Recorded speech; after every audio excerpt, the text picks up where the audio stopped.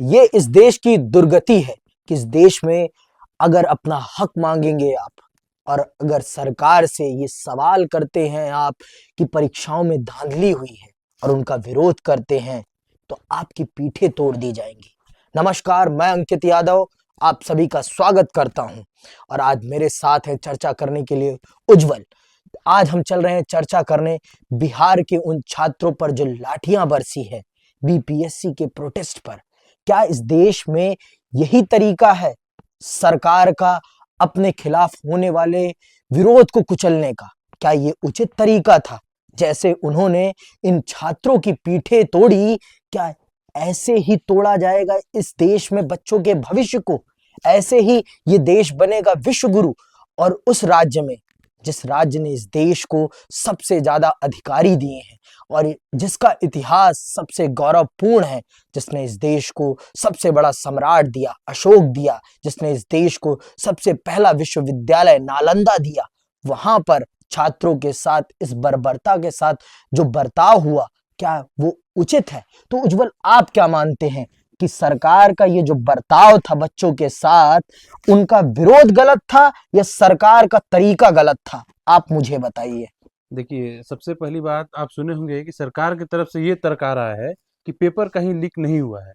मुझे सबसे बड़ा सवाल ये है सरकार से कि मान लीजिए उनकी बात सही है, पेपर लीक नहीं हुआ है, एक ही जगह हुआ है जो वो बोल रहे हैं। फिर भी हम आपसे पूछना चाहते हैं कि क्या हमें प्रोटेस्ट करने का अधिकार इस देश में है कि नहीं है? अगर वहाँ पे छात्र शांतिपूर्ण प्रदर्शन कर रहे हैं, तो क्यों दिक्कत है सरकार को? हमारा संविधान हमें अधिकार देता है कि नहीं? हमारा मौलिक अधिकार है कि नहीं कि हम प्रोटेस्ट करें? जी जी। प्रशासन को सहयोग करना चाहिए, उन्हें वैसा व्यवस्था बनाना चाहिए कि हाँ, ये छात्र जब प्रदर्शन कर रहे हैं तो करे, आप उसकी मांग मांगे ना ना पूरा करें, ये एक दूसरा बात हो गया। लेकिन सबसे बड़ी बात है कि हमारे देश में एक चलन चल गया है कि कोई प्रोटेस्ट करे, उस प्रोटेस्ट को जिस तरह से हो सके डिमोटाइज करो, खत्म करो, लाठी चलाओ, वाटर कैनन चलाओ, इतनी कड़ाके की ठंड में, और कोई पानी से मार रहा है बच्चों को। ये बहुत बड़ी शर्म की विषय है। और अंकित, आप देखेंगे कि हमारे देश में जो भी आंदोलन हो रहा है, किसान आंदोलन आपको याद होगा, शाहीन बहुत बाग का आंदोलन याद होगा, सारे याद हाँ, सब एक आरोप लगाया जाता है अक्सर कि विपक्ष जो है वो समर्थन कर रही है, विपक्ष भड़का रही है। विपक्ष का क्या काम है? मैं आपसे पूछना चाहता हूँ, विपक्ष का काम क्या है? वो क्या करे देश में? अगर जनता का समस्या को नहीं उठाए, जनता के समस्या के साथ नहीं खड़ा हो, तो उनका काम क्या है? वो क्या करेंगे? सर्वप्रथम तो देखिए, विपक्ष जो है वो सरकार से सवाल करने के लिए ही है। हाँ, और अगर वो सवाल नहीं कर रहा है तो उसके विपक्ष में होने का मतलब क्या है? फिर आप लोग भी ये जरूर सोचें, विपक्ष का मजबूत होना इस देश के लोकतंत्र का मजबूत होना कहलाता है। और अंकित, बिहार में ये पहली बार नहीं है। नीतीश कुमार की बात अगर सच मान लिया जाए, नीतीश कुमार तो इस पे चुप है, लेकिन आयोग की बात को अगर सच मान लिया जाए कि पेपर लीक नहीं हुआ, तो ये बहुत बड़ी झूठ है, क्योंकि ये पहली बार नहीं है। मैंने 67वीं बीपीएससी का एग्जाम मैंने खुद दिया है, और वो एग्जाम जैसे ही देके हम लोग सेंटर से बाहर निकले, पेपर लीक हो गया। पेपर ऐसे ही लीक होता है, कई बार तो सामने आता है, कई बार सामने नहीं आता है, कई बार सामने आता है, उसके बावजूद प्रशासन उसको दबा देती है। तो ये पहली बार नहीं है। और सिर्फ बिहार बीपीएससी का नहीं है, बिहार दरोगा का पेपर होता है ना, 25 लाख 30 लाख रुपया में बेचे जाते हैं पेपर, सीधे नौकरी मिलती है वहां पे। बिहार पुलिस का एग्जाम 10 लाख रुपया में बेचे जाते हैं। और कैमरा ऑफ करके किसी भी एस्पायरेंट से जाके आप बात कर लो कि कितनी धांधली है, वो सारे लोग बताएंगे। अधिकारियों से आप बात करोगे ना कि बिहार पुलिस में नौकरी चाहिए मुझे, वो अंडर द टेबल 10 लाख रुपया 15 लाख रुपया आपको देना होगा, और नौकरी अभी भी, इतना डिजिटल जमाना हो गया है लेकिन अभी भी ये चीज बंद नहीं है। और कई लोग ऐसे जो मैं जिनको जानता हूँ, पैसा देके नौकरी पाए हैं। देखिए, ये तो सच है, भारत में अभी भी ये चीजें बदली नहीं है। मैं उत्तर प्रदेश से आता हूं और ये बिहार से आते हैं, और हमारे पीछे जो कैमरा पर्सन है वो भी बिहार से आते हैं।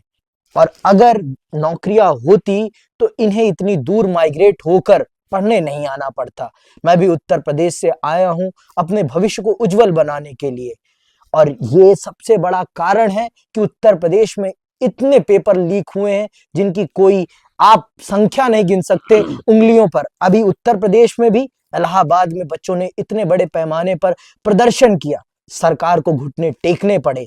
लेकिन क्या ये बड़ा सवाल नहीं बनता हमारे देश में कि हमारे देश में कब हम अपना वोट मत इन विषयों पर डालेंगे? क्या और हमारे देश की जनता सच में इन विषयों को कभी अपने मत का विषय बनाएगी?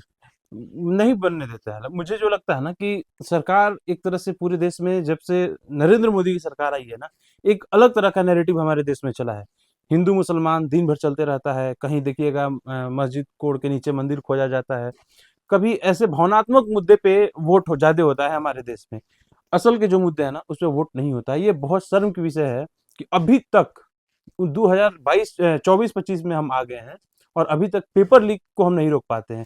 आप वोट करा लेते हो ठीक से, सरकार बोलती है कि ईवीएम हैक नहीं हो सकता है, लेकिन इतने बड़े देश में एक साथ चुनाव हो जाता है, चुनाव का रिजल्ट आ जाता है और 2 बार 3 बार एक मुख्यमंत्री 4-5 बार बन जाते हैं, प्रधानमंत्री तीसरी बार शपथ ले लेते हैं, लेकिन बच्चों का पेपर ठीक से नहीं होता है। और ये सवाल मैं नरेंद्र मोदी से भी पूछना चाहता हूँ। आपको याद होगा अंकित कि राजस्थान में जब कांग्रेस की सरकार थी तो पेपर लीक बहुत ज्यादा, राजस्थान में सबसे ज्यादा पेपर लीक हुआ।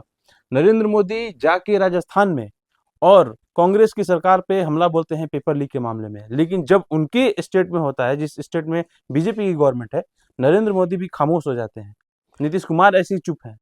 ये अब ज्यादा दिन बर्दाश्त करने लायक नहीं है। आप किसी भी बच्चे को भविष्य के साथ इस तरह से नहीं खेल सकते हैं। देखिए, एक विषय और भी बनता है। हमारे देश के प्रधानमंत्री जी अब बहुत बड़े-बड़े संगीतकारों से मिलते हैं, बहुत बड़े फिल्म अभिनेताओं के परिवारों से मिलते हैं, हमें कोई आपत्ति नहीं है। लेकिन हम जैसे अभ्यर्थियों से भी मिलें, हमारा भी दर्द सुनें। हमारे भी प्रधानमंत्री हैं आप, उन्होंने जितना आपको बनाने में मदद करी है, सहयोग करा है, हम भी उतना ही करते हैं। और हमारे दर्द को भी आप सुनें, हमसे भी मिलें, क्योंकि हम भी देश का भविष्य हैं और इस देश के भविष्य को उज्जवल बनाने में हम भी उतनी ही मेहनत कर रहे हैं जितना वो लोग कर रहे हैं।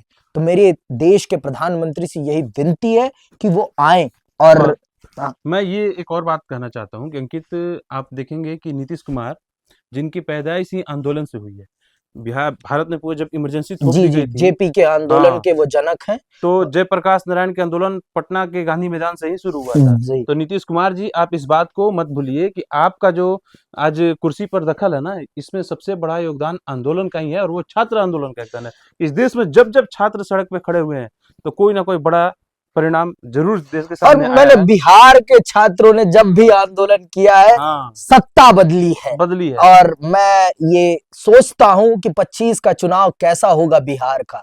मैं ये आशा करता हूं कि बिहार की जनता इस बार धर्म और जाति पर वोट ना देकर विकास और शिक्षा पर वोट देगी, अपने बच्चों के भविष्य पर वोट देगी। और मैं ये आशा करता हूं कि हमारा देश प्रगति करे, उन्नति करे, शिक्षित बने। इसी के साथ मैं और उज्जवल विदा लेते हैं आपसे।